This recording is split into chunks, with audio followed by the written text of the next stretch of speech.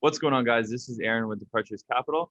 We're here with Nick Appleyard, CEO of TriStar Gold. How are you doing today, Nick? Very good, thanks, Aaron. Yeah, I'm excited to have you on. So, since this is our first time talking, can you give our viewers an introduction on your background as well as a brief overview on how you became involved with TriStar Gold? Okay, I'm originally a geologist from Australia, and I guess my expertise and the team I work with, we bring in a business development team to a junior mining company, which will develop a large-scale mine. That's basically our business plan. We can take an exploration discovery, turn it into a business plan and a build-ready project. So we came into this project about 5 years ago now with management takeover at TriStar after having sold Chaparral and International Minerals before that. So we saw potential here and we thought, well, let's use our skill set here and develop Castelo de Sonhos. So. Awesome. So, let's talk about that now. TriStar Gold's flagship assets in Brazil. Can you tell our viewers about this mining jurisdiction and what benefits or challenges you might have when it comes to working in Brazil? Personally, I'd like to learn more as well. Yeah, no, obviously the big benefit in Brazil is it's a industrialized country, it's an advanced country, but more than that, it's a mining country. I mean, they have, two big states which have a lot of the mining production, Minas Gerais and Pará state. Pará is probably slightly bigger these days. So you've got that knowledge, you've got that infrastructure for mining, you've got that social awareness of mining, which means, you don't get a reaction against every new project. And you have a skill set within the administrative authorities there to move things forward. So that, I think, is the biggest benefit of being in this jurisdiction. It is a mining jurisdiction. They recognize the value to them of mining and how important it is for them. The challenges of Brazil, it's obviously different language, Portuguese. There is some bureaucracy there, as we see in a lot of South American countries or third world countries. But that's just a matter of experience and learning a way through that. There are systems that work. They do follow the rule of law very nicely. And we actually have, a director in Brazil who really helps us with that, navigating through the system in an efficient, and very clean legal manner. So that's great to know. So in 2019, Royal Gold invested $8 million in TriStar Gold. Could you give us some background on the transaction and why did Royal Gold invest in TriStar Gold? Absolutely, yeah. So it was sort of a culmination of the work we'd done at that point had really shown this project. When we started, the project had 280,000 ounces, and we had got it to this stage where the scale was now significant. 1.3 million ounces inferred and 700,000 ounces of indicated. So we got scale. Then we stopped and we did a scoping study, and we showed that at $1,250 gold, there was a post-tax return of 43% in the scoping study. So that's really good, scale, and now you've got good economics and still a lot of upside. So I think that was the sort of the three things that they saw that they really liked, and which is obviously what we saw coming into it, and what we really liked. So on those three things, Royal Gold came in, put $8 million in US and got a 1.5% NSR for it. Awesome. So last month, you announced some initial drill results, which were very promising. Can you tell our viewers more about your drill program and what you guys are looking to achieve? Yeah, so with the money that came in from Royal Gold, a bit over a year ago now, that money's gone into infill drilling to complete the pre-feasibility study, which we'll be announcing this summer.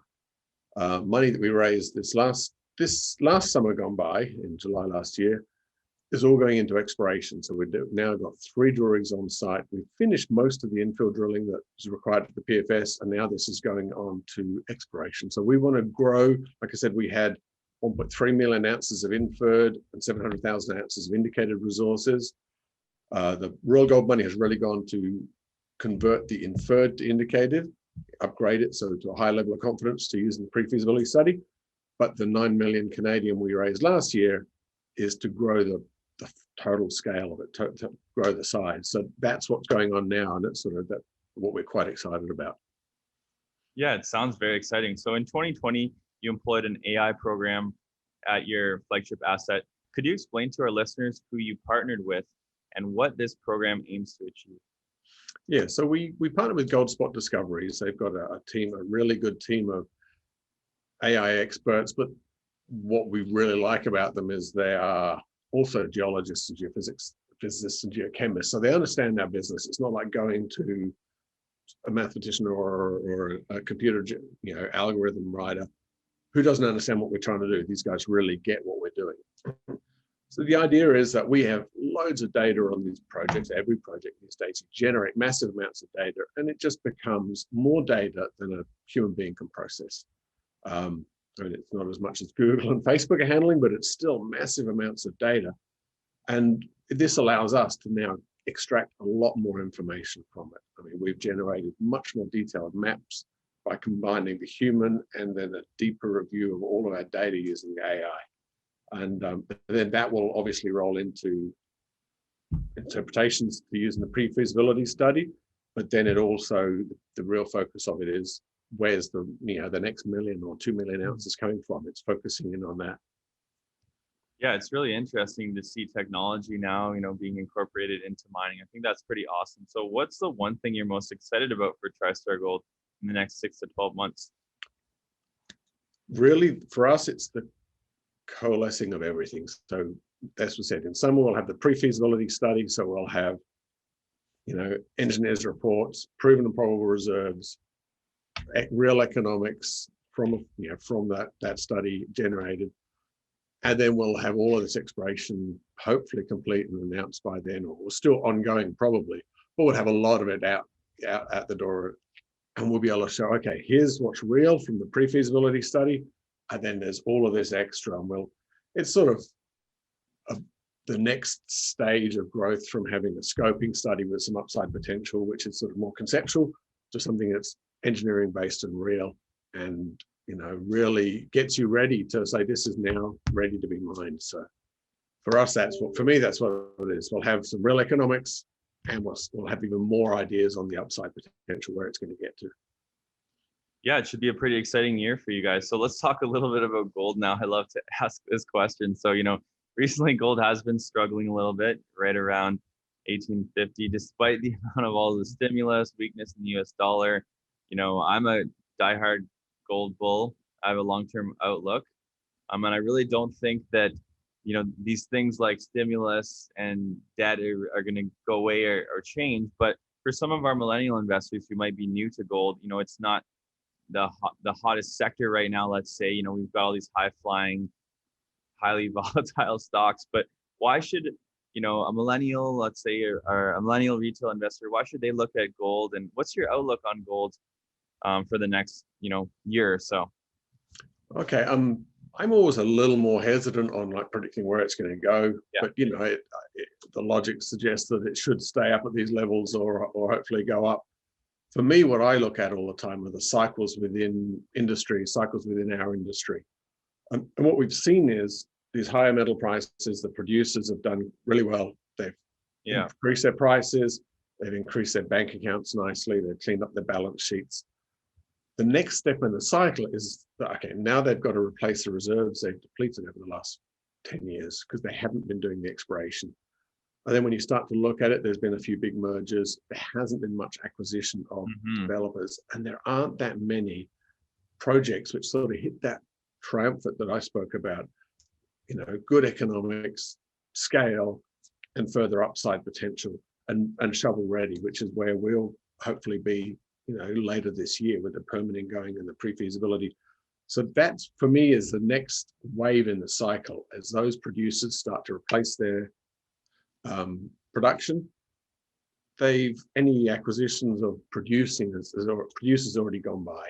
Now they've got to look to the developers. That's the next wave in the cycle, and that's what will have the biggest impact in our sector and companies like TriStar and our peers, is when they start to buy. So that's why I think it's a good time to come in now, because that's going to happen. I mean, we're seeing the tire kicking it now, and that's not going to go away. They have to replace their reserves, and they haven't. It takes too long for them to explore and do it now.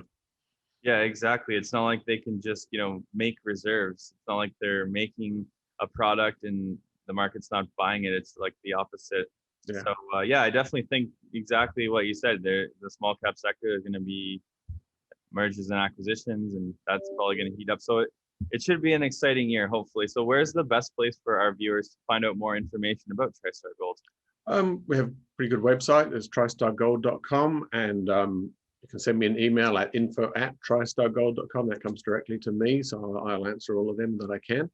Yeah, and yeah, we'll have a look at it. It is pretty interesting, and there aren't that many companies with a scale project with good economics and good upside that's ready to mine now. So, I think we're starting to differentiate ourselves this year. I think that's a really exciting bit.